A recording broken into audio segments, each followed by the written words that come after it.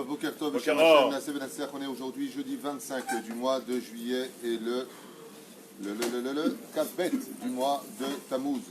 Jeudi matin, on étudiera ce matin Bezrat Hashem sur la paracha de la semaine, parachat Matot.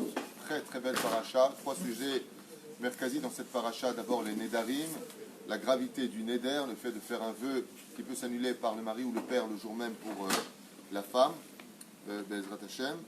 Dans le deuxième cas, on parle ici de l'armée. Quand on va en guerre, qu'est-ce qu'on ramènera et à qui on donne le shalal, c'est-à-dire le butin, quand on revient de l'armée, qui a le droit et combien il a le droit. Et pour finir, le retrait de 2 tribus ennemies d'Israël qui ne veulent pas rentrer en Israël, ce qu'on va étudier avec le Rabbi Lubavitch aujourd'hui, sur le fait justement que Moshe le prenne mal au début, pour plusieurs raisons, et puis ensuite il acceptera l'idée de laisser 2 tribus ennemies, donc Reuven, Gad et la demi-tribu de Ménaché, qui restera donc à l'extérieur des frontières du pays, comme c'est écrit d'ailleurs dans Masechet Makot, que les villes qui vont être construites, qui sont en réalité les villes de Sichon et de Og Melech HaBashan, qui vont être données de l'autre côté du Jourdain à ces 2 tribus ennemies, qui vont rester quelque part un peu en galoute, de l'autre côté de la frontière, et on va voir que le Rabbi Lubavitch va nous dire pourquoi Moshe s'est fâché un petit peu au début, et puis pourquoi ensuite il va acquiescer, pour plusieurs raisons.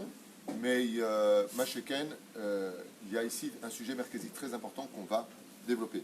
Ce shiur est dédié pour Jackie Ben Zakoun, pour un très très très bon zivoug, pour Yitzhak Yaakov Ben Yehudit, Bezrat Hashem, beaucoup de hatzlacha, beaucoup de bonheur chez vous.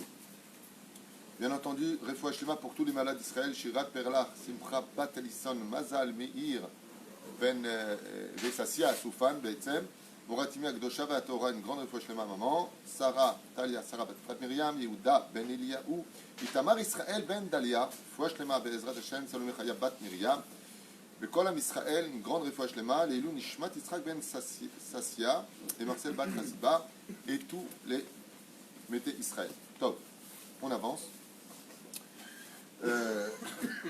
À propos du fait que la tribu de Gad et Reuven est fâchée un petit peu Moshe, un des premiers ta'am qui est rapporté, une des premières raisons qui est rapportée, c'est parce que dans l'ordre de leur demande, ils parlent d'abord du travail. Et seulement après, pour l'éducation des enfants, et là, Moshe Rabbeinu les met en garde, parce que vous savez que la Torah a des messages universels et éternels. Donc, pour ne pas être un mauvais exemple, il dit oui, on voudrait rester là-bas, comme nos troupeaux sont très nombreux, donc il y a plus d'herbe de l'autre côté du Jourdain, et on ne veut pas amocher Eretz Israël, comme le dit le Shulchan Aruch, on n'a pas le droit de faire grandir des troupeaux de moutons, nous, en tant que juifs en Israël. Pourquoi? Parce que les moutons, quand ils broutent, ils arrachent la racine, et donc on aurait un pays marron. La Torah ne veut pas. La terre d'Eretz Israël doit avoir 2 niveaux en elle. La première, c'est qu'elle doit être spirituelle, la deuxième, c'est qu'elle doit être belle. Eretz Israël sera liot yafa. Comme on a vu, l'Idrash nous dit pourquoi on a erré 40 ans dans le désert. Pourquoi? Il dit parce que les Cananéens ont rasé les fleurs, les arbres d'Eretz Israël pour que ce soit un pays désertique. Donc on ne pouvait pas rentrer pour qu'un arbre devienne adulte. Il faut à peu près 40 ans. Une des raisons pour lesquelles, quelque part, le mal a servi à un bien. Quand on est rentré en Eretz Israël, on a pu observer un pays magnifique. Et c'est très important de flatter comme une femme. Aimerait bien que son mari lui dise tous les jours comme tu es belle. Eh bien, Eretz Israël, qui est la femme du peuple d'Israël, est très très très en attente de ce genre de mots. Qu'est-ce que tu es belle, Eretz Israël? Et ne prenez pas ça à la légère, c'est très important d'enjoliver la terre d'Eretz Israël. Ceci étant, l'ordre qu'eux ils donnent, c'est un ordre professionnel qui passe avant l'ordre du Chinuch. Donc une des raisons qui est apportée par les Chachamim, c'est de nous dire que Moshe n'a pas acquiescé, n'a pas apprécié, n'a pas accepté l'idée universelle et éternelle de dire que d'abord je vais voir où je vais travailler, ensuite je verrai pour l'éducation. Même le mec qui trouve un travail dans un bled perdu, là-bas il est très content, mais il n'y a pas d'Yeshiva, il n'y a pas de Cheder, il n'y a pas de Talmud Torah. La Torah lui dit non. D'abord, quand tu cherches un endroit, tu cherches, il y a une synagogue, où va grandir ton fils, est-ce qu'il y a une école juive, et après tu cherches un travail. Si tu as confiance en Dieu, si tu crois que c'est toi qui fais ton boulot, alors bien entendu, tu iras droit dans un mur. Pourquoi? Parce que Basoft, Rabot Mahshavot Belev Ish va s'attacher mitakum. Toi, tu es rempli d'idées, de projets, de machin, Basoft, il n'y a que Dieu qui décide, qui se fera. Ça, c'est une des premières idées. La deuxième idée que la Torah, elle, par contre, nous amène, sans besoin de Midrashim, c'est quoi? Vos frères vont aller à la guerre et vous allez vous bronzer de l'autre côté. Ça va pas, non?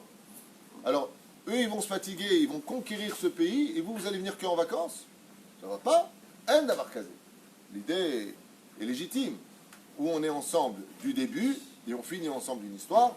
Et là, Réhouven et Gad et la demi-tribu de Ménaché qui va être enjoint à eux, vont accepter l'idée de se battre, effectivement, de rentrer en Eretz Israël et de se battre à l'intérieur pendant combien de temps? 7 ans.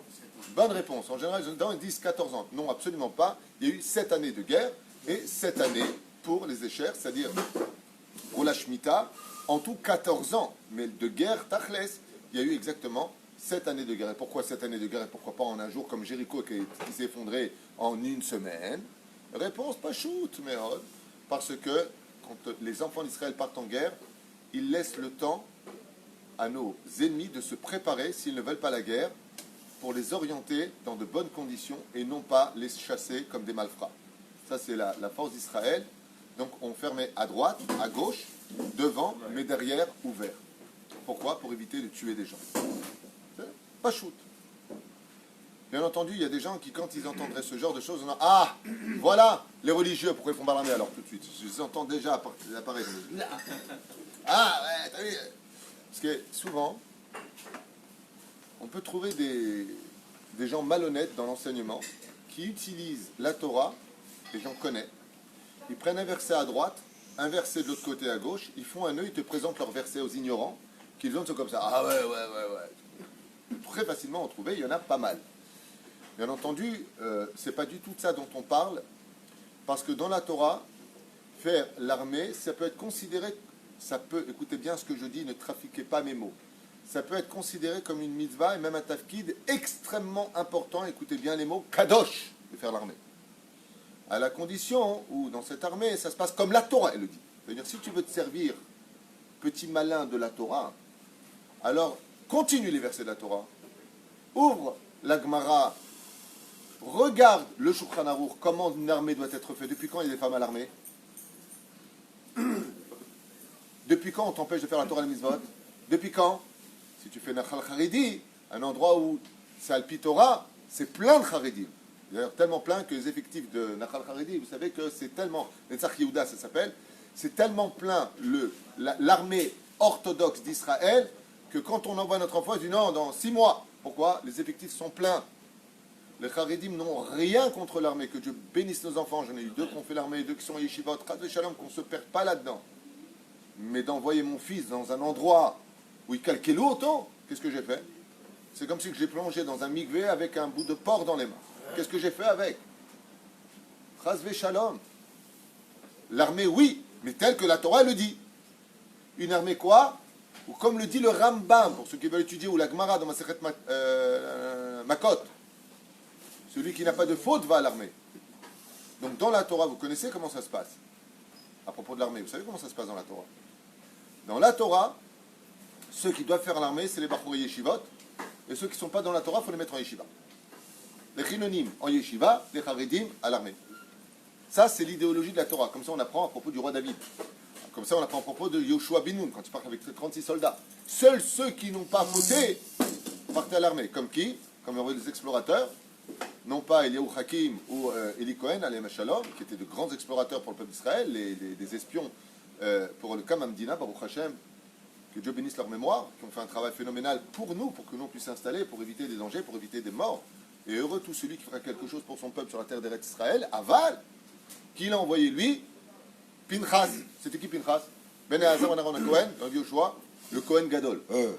Lui, tu m'envoies. Pinchas, celui qui va prendre la Keuna, après Elazar. Je rêve, Herbert. Bon, c'est un peu lourd.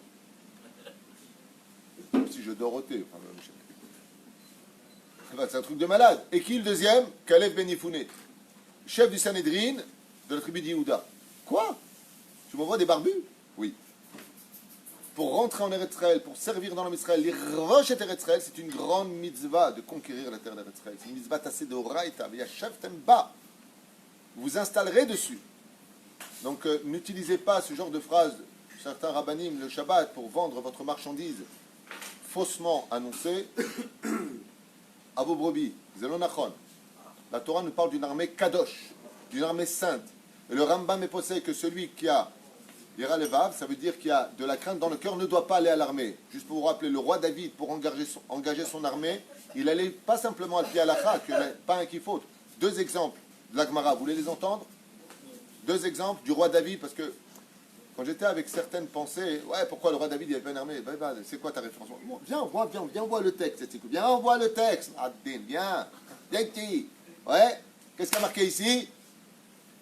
Si quelqu'un parlait de Baruch Shahamar jusqu'à après l'Amida, le roi David ne le prenait pas dans l'armée. Il disait, toi tu vas mourir. Parce que tu viens de faire une faute, tu as parlé. Quoi? Parce que j'ai dit un mot entre Baruch Shahamar et l'Amida? Oui, c'est maspé pour que tu meurs. Tu as parlé à ce moment-là, ça assure les filles halakha. Ça, c'est au niveau halakha. Vous voulez un exemple au niveau moussar? Tout le monde connaît cet exemple. Pour ceux qui ont étudié. Le roi David disait à ses soldats, allez boire de l'eau. Mais il ne leur donnait pas de verre. Il y avait un fleuve d'eau limpide qui coulait. Allez boire de l'eau. Ils allaient au bord du fleuve. Ceux qui buvaient directement de l'eau du fleuve avec leur bouche, le roi David lui disait, toi tu viens pas. Toi, tu... Et ceux qui prenaient de l'eau dans la main et qui la ramenaient à la bouche, il disait, toi tu viens, toi tu viens. Parce que c'est les chiens qui boivent la bouche dans l'eau. Mais celui qui ramène avec sa main de l'eau à la bouche, c'est un humain. Donc il lui disait, tu manques de midot, tu ne te comportes pas bien. C'est-à-dire que dans l'armée du roi David, ouais, dans l'armée du roi David, celui pas simplement qui était pieux, celui qui manquait un peu de derech eretz, il n'avait pas le droit de rentrer dans l'armée d'Israël. Ça, c'est ce que cette Torah nous enseigne. Ça, c'est la vraie Torah. Ça, c'est la vraie Torah. Le monde Haridi, derech Hagav, moi-même qui ai fait mon service militaire en Israël et aussi en France, n'a rien contre l'armée. L'armée, c'est une mitzvah pour nous si elle est conforme, Bezrat Hashem, aux lois de la Torah. Et c'est pour ça que grâce au Rav Shteinman, Zecher Tzadik Kadosh Ibracha, qui a créé cette nouvelle façon de servir dans l'armée d'Israël, qui est vraiment al pi halakha, avec le temps d'étudier un petit peu la Torah, le temps de faire nos prières et ainsi de suite. Et il n'y a pas de femmes. Pourquoi il n'y a pas de femmes? Parce que vous savez ce qui se passe dans l'armée. Moi, je peux vous en parler personnellement. Personnellement, je l'ai fait ici à Zekim. Je n'avais pas besoin, sans faire de kitrouk, l'armée d'Israël, elle est kadosh. Sans qu'on dise quoi que ce soit de mal sur notre armée, que Dieu bénisse tous nos enfants, même ceux qui sont sans shmirat datit ou autre chose. Enfin, je vous rappellerai juste quand même que quand on vient pour faire un cours à nos soldats, c'est pas évident de rentrer. Hein. Ça veut dire que, tout comme il ne faut pas kfia datit, on ne fait pas non plus de kfia chilonite. Rien. Dans les deux sens. Ne nous oblige pas à être religieux.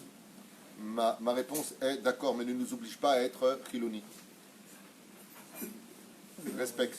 Comme a dit M. Lévy la dernière fois, professeur en philosophie, respecte. C'est le mot respecte. Et non pas tolère. C'est bien ça. Tov. Techef navin venishma. Mivaser betsorot tovot yishuot venechamot. Ce qu'enseigne le Rabbi Lubavitch à propos de cet épisode de deux tribus ennemies qui veulent rester de l'autre côté du Jourdain, qui ne veulent pas rentrer en Israël. Le Rabbi met sa tête et il dit. Donc, Mesupar Batorat Hasidut ramène ici qui Ashvati Baharuliot Roetson. Parce que, en réalité, les deux tribus ennemies dont on parle, mais réellement deux tribus, Réhouven et Gad, ont demandé et décidé de rester bergers. La nature d'Israël, c'est d'être berger. En 2019, traduction, d'être patron.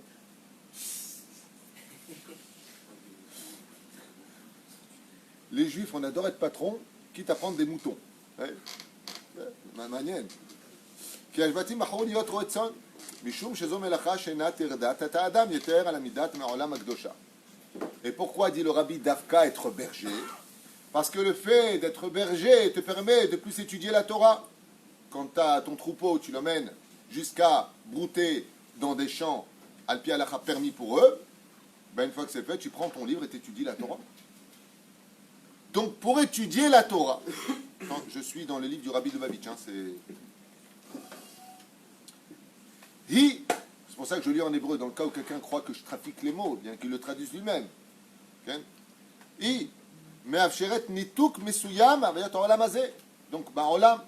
Donc, ça permet un nituk, ça veut dire une certaine façon de se déconnecter de la matérialité et de rester dans les nuages, dans le désert.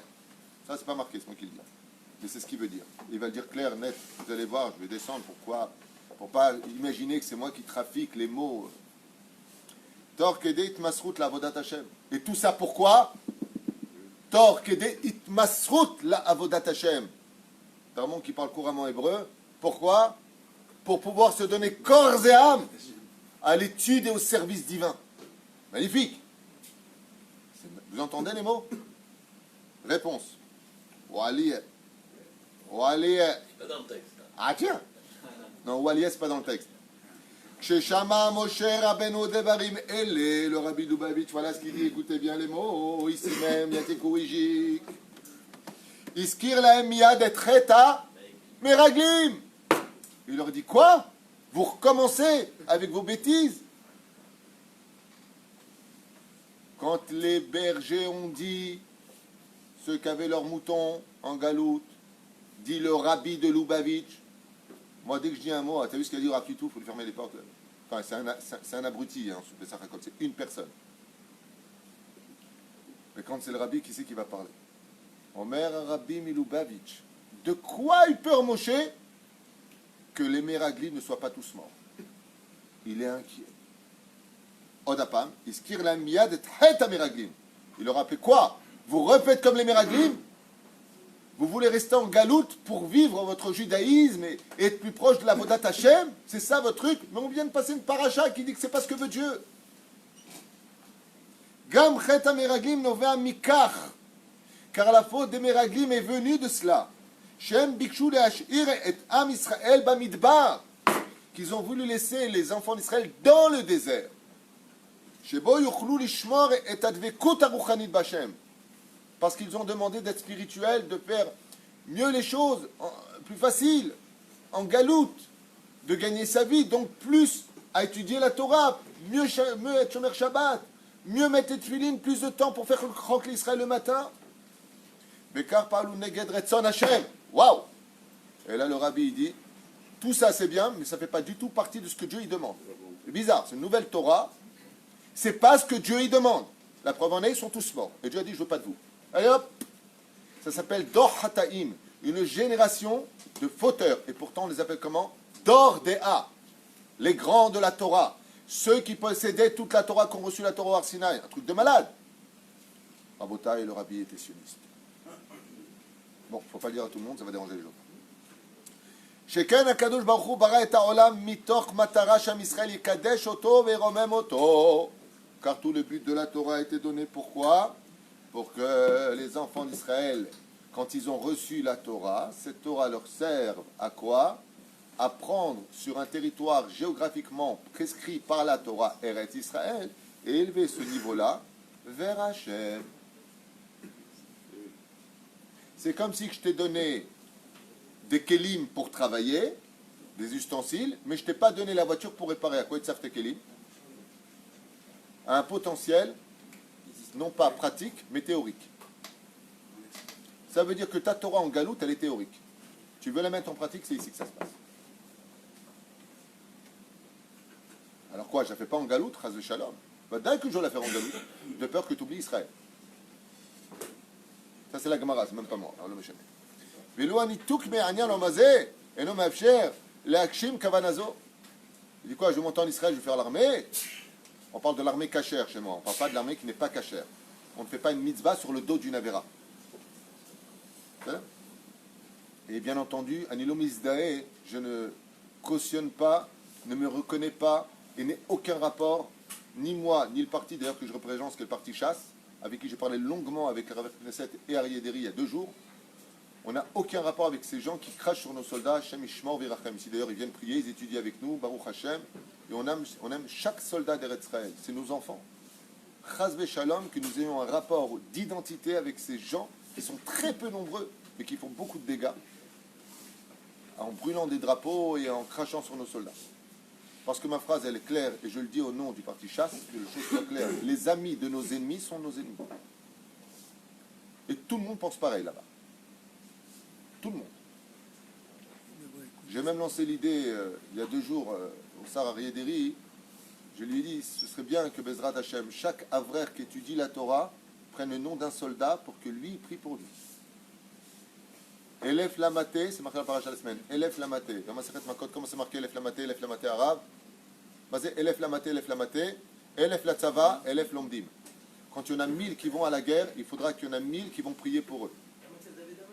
Zema Shasa David Ameler, ce que nous confirme le Rav Mashiach, Bezrat Hashem. Donc vous voyez bien que je ne mens pas. C'est un jour, le stylo, il s'est battu contre l'encre. Il lui a dit, c'est moi le meilleur.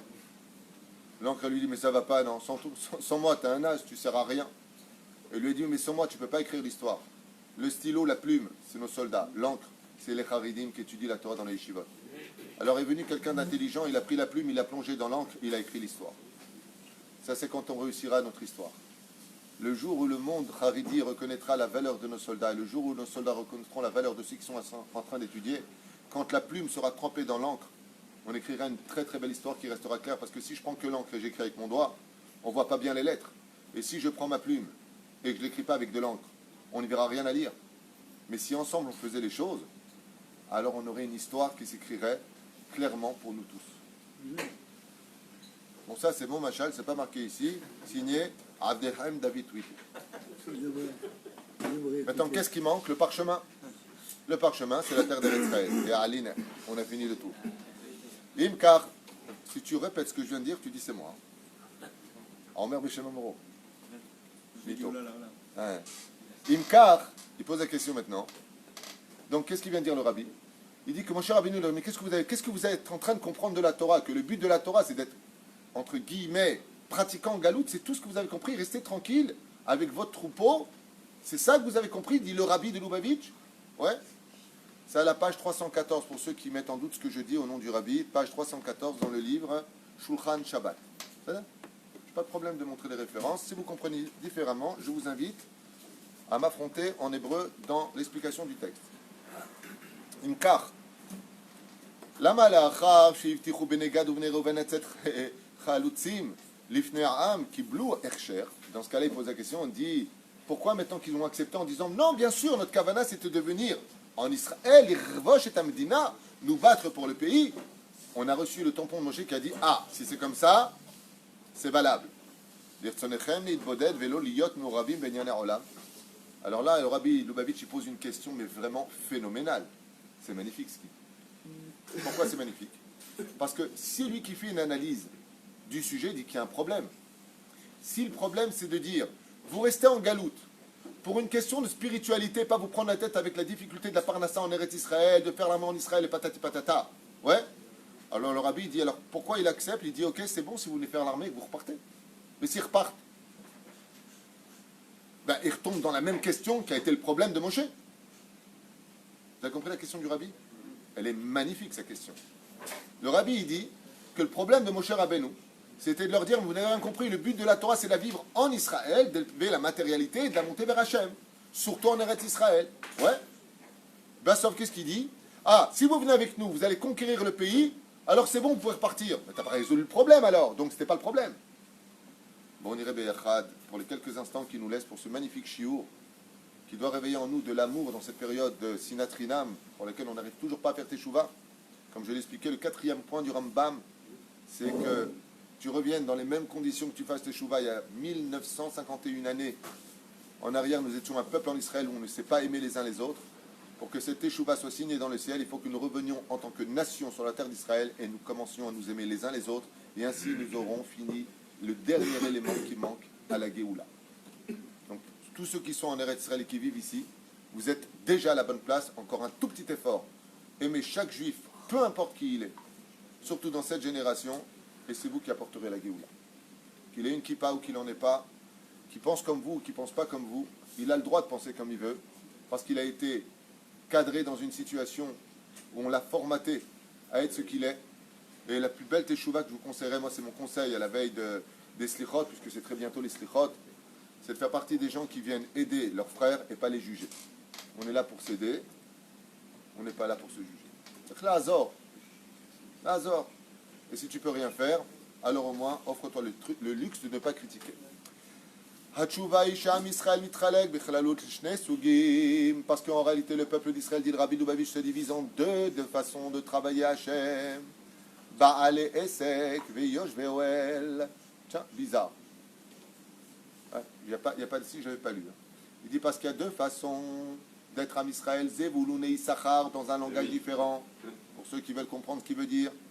Baale Esek, ceux qui vont travailler, et Baale Oel, et ceux qui étudient la Torah. Tiens, bizarre.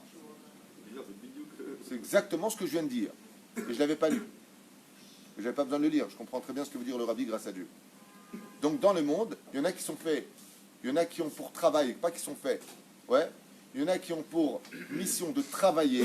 Et il y en a pour eux, la mission, c'est d'étudier. C'est pour ça que la paracha nous parle de ça. Qu'est-ce qu'on faisait du butin quand on allait en guerre? À qui on donnait le maaser? À ceux qui étudiaient les Lévim. C'est marqué dans la paracha de la semaine, vous allez le lire. Et les Lévim d'aujourd'hui, c'est qui? C'est les Haridim qui étudient dans les Yeshivot. Donc c'est pas des parasites et c'est pas de la tzedaka. C'est un devoir de les soutenir. Celui qui part en guerre, Derrière Hagav, c'est un sac du Rav Ovadia Yosef de Nabiya Omer. Hein?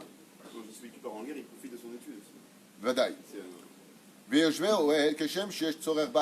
Tout comme on a besoin de gens qui travaillent pour faire le pain, pour faire la médina. Ceux